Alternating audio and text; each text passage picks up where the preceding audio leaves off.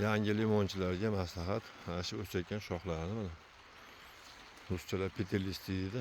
5 ta barg, 6 ta barg qo'yib, sindirib olib turishimiz kerak.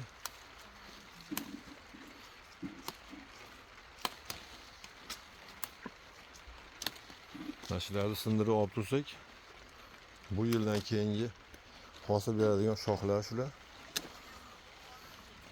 Bu yildan keyin hosil beradigan shoxlar ko'payadi, Xudo xolasa. Bular olingan mana. Bulardan mana shoxlari olingan hammasi.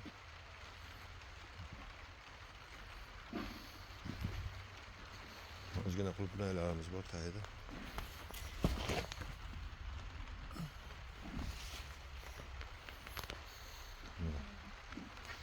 Bular hammasini shox olingan.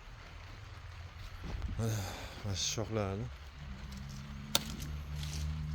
5 ta 6 ta barg qo'yib sindirib tursak, bu yildan keyin meva qiladigan shoxlar ko'payadi. Mana sindirilgandan o'zi chiqqani. Sindirilgan shoxlardan o'sib chiqyapti. Shoxlar ko'payyapti.